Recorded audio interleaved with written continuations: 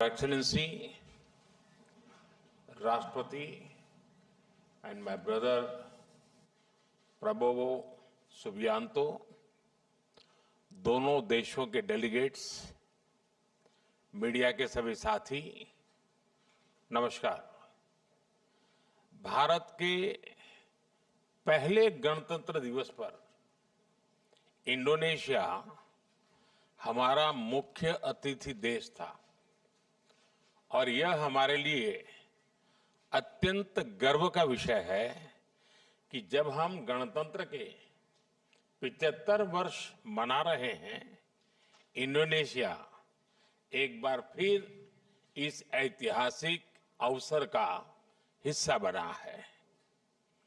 इस अवसर पर मैं राष्ट्रपति प्रबोवो उसका भारत में हार्दिक स्वागत करता हूं।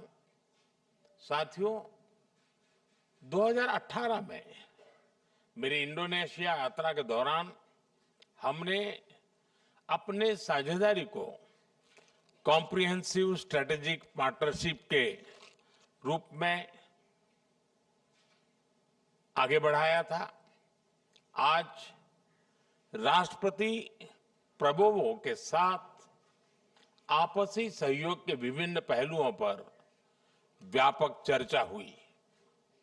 रक्षा क्षेत्र में सहयोग बढ़ाने के लिए हमने तय किया है कि डिफेंस मैन्युफैक्चरिंग और सप्लाई चेन में साथ काम किया जाएगा। हमने maritime security, cyber security, counter terrorism और डी रेडिकलाइजेशन में सहयोग पर भी बल दिया है। आज मैरीटाइम सेफ्टी और सिक्योरिटी में हुए समझौते से crime prevention, search and rescue और कैपेसिटी बिल्डिंग में हमारा सहयोग और मजबूत होगा। पिछले कुछ वर्षों में हमारी द्विपक्षीय व्यापार में तेजी आई है और पिछले वर्ष यह $30 बिलियन से अधिक हो गया है। इसे और बढ़ाने के लिए हमने मार्केट एक्सेस और ट्रेड बास्केट को डाइवर्सिफाई करने पर बात की है। प्राइवेट सेक्टर भी हमारे प्रयासों में बराबर का भागीदार है। आज हुई सीईओ फोरम की बैठक और निजी क्षेत्र में जो समझौते हुए हैं, उनका हम स्वागत करते हैं। Fintech, artificial intelligence, internet of things और डिजिटल पब्लिक इंफ्रास्ट्रक्चर जैसे क्षेत्रों में हमने आपसी सहयोग को और सशक्त करने का निर्णय लिया है।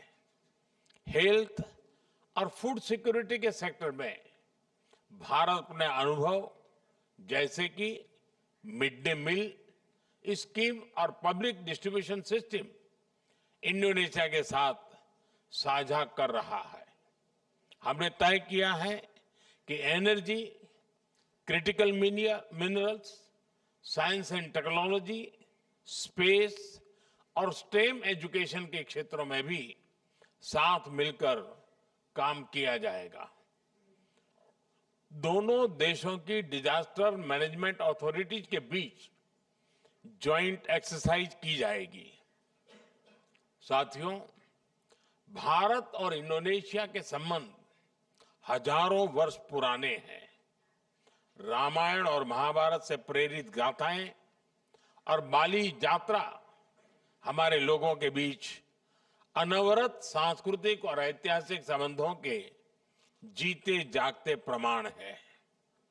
मुझे खुशी है कि इंडोनेशिया में बोरोबुदुर बौद्ध मंदिर के बाद अब हम प्रम्बानन हिंदू मंदिर के संरक्षण में भी योगदान करेंगे।